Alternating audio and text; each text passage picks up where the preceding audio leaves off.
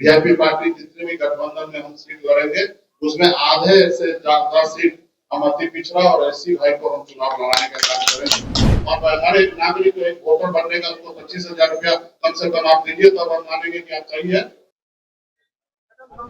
यही voter list पर 2024 में चुनाव हुआ, आपके 40 में से 30 सांसद बन के गए। क्या ये वोटर लिस्ट में खराब था? तो ये जितने भी सांसद है उनको रिजाइन बनना चाहिए। एसडीओ ऑफिस में, बीडीओ ऑफिस में, सीओ ऑफिस में वहाँ पे चढ़ावा देगा। मैं हूं सिद्धि सिंह और आप देख रहे हैं first Bihar Jharkhand. Mukesh Sahani VIP party के राष्ट्रीय अध्यक्ष ने प्रेस कॉन्फ्रेंस के माध्यम से एक बड़ा ऐलान किया है। साफ तौर पे उनका कहना है कि अति पिछड़ा उम्मीदवारों को इस बार जो है टिकट देने का काम सबसे अधिक मायने में किया जाएगा, सबसे अधिक, यानी कि मुकेश सहनी वीआईपी पार्टी जितने सीटों पर जो है चुनाव लड़ेगी उसमें से आधे से ज़्यादा सीटों पर जो है वो अति पिछड़ा यानी कि एससी समाज से अपने उम्मीदवार उतारने जा रहे हैं। प्रेस कॉन्फ्रेंस के माध्यम से उन्होंने ये बड़ा ऐलान कर दिया है और साथ ही इलेक्शन कमीशन और भाजपा पर भी उन्होंने तंज कसते हुए कहा कि जो लोग बाहर से आकर के बिहार में अपनी वोटर आईडी कार्ड बनवाएंगे उनको लेकर के जो है बड़ी बात कही है। साफ तौर पे उनका कहना है कि सरकार के द्वारा उन्हें 25,000 रुपये देना चाहिए ताकि वो अपना वोटर आईडी कार्ड समय पे बनवा सके। इलेक्शन कमीशन के डोर टू डोर कैंपेन पर उन्होंने बड़ा हमला किया है। तो आप प्रेस कॉन्फ्रेंस के माध्यम से सुनिए क्या कुछ कहते हैं मुकेश सर।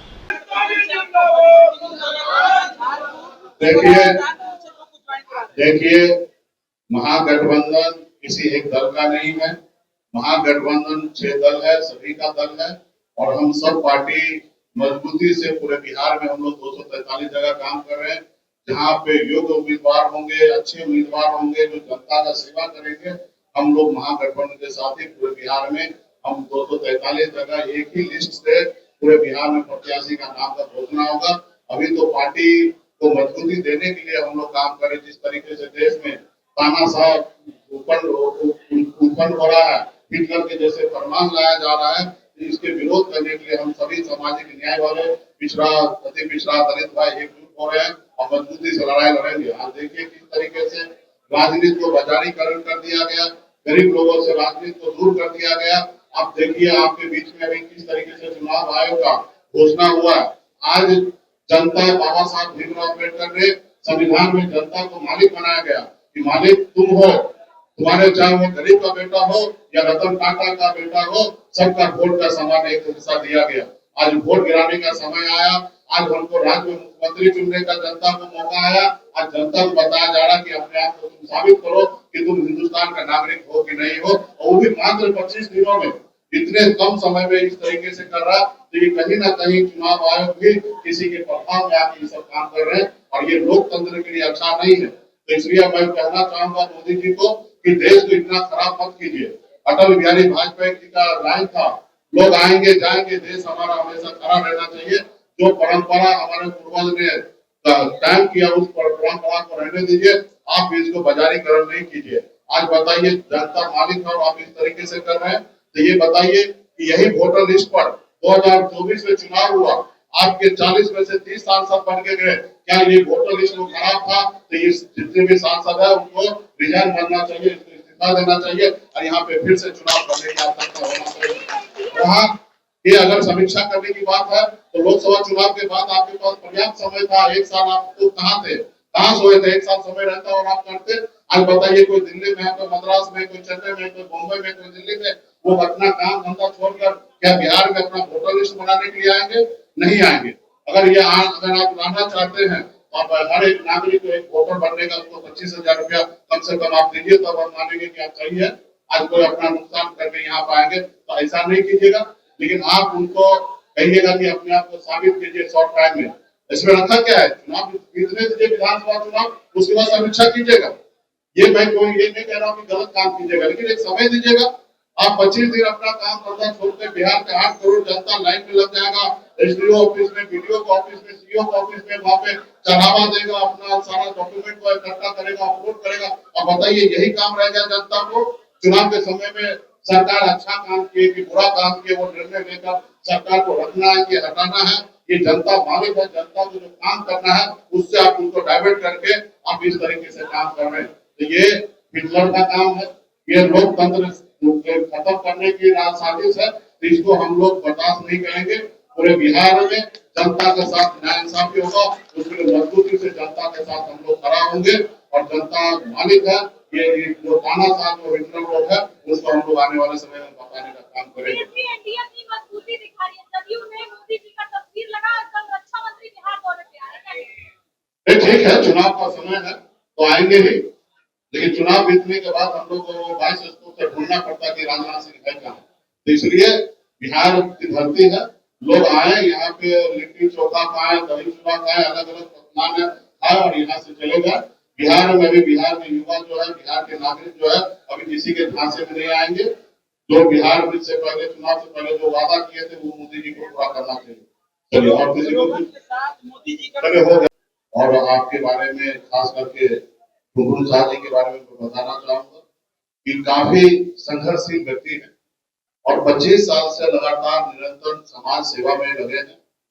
लोगों ने इनको साथ हमेशा छल किए हैं, मौका नहीं मिला है और एक अति पिछड़ा का बेटा संघर्ष करके इस मुकाम तक आए हैं। और आप सब जानते हैं कि हम तो स्वयं अति पिछड़ा समाज से आते हैं। हम कर्पूरी ठाकुर जी के विचारधारा को आगे बढ़ाना चाहते हैं और पूरे बिहार में आप सब जानते हैं कि 37% अति पिछड़ा समाज है और ये अति पिछड़ा समाज में जब हिस्सेदारी की बात होता है तो हमेशा उसको ढकेला जाता है। अगर 2020 का अगर बात करेंगे चुनाव का तो भाजपा जो है अति पिछड़ा से वोट हमेशा लेने का काम किया है, लेकिन जब टिकट देने का समय आता है तो टिकट नहीं दे पाता है। पिछले चुनाव में अगर देखेंगे 110 सीट भाजपा लड़ा, सिर्फ मात्र 9% सीट जो है अति पिछड़ा को दिया गया और वहीं पे 55 सीट जो है सामान्य वर्ग को दिया गया, यानी कि 15% आबादी को 50% सीट दिया गया और जिसकी 37% भागीदारी है उसको मात्र 9% टिकट देने का काम किया। पिछले चुनाव में 2020 में भी 11 सीट में से हम 5 सीट जो है अति पिछड़ा को हमने लगाया था और इस बार भी हमने निर्णय लिया है वीआईपी पार्टी जितने भी गठबंधन में हम सीट लड़ेंगे उसमें आधे से ज्यादा सीट हम अति पिछड़ा और एससी भाई को हम चुनाव लड़ाने का काम करेंगे।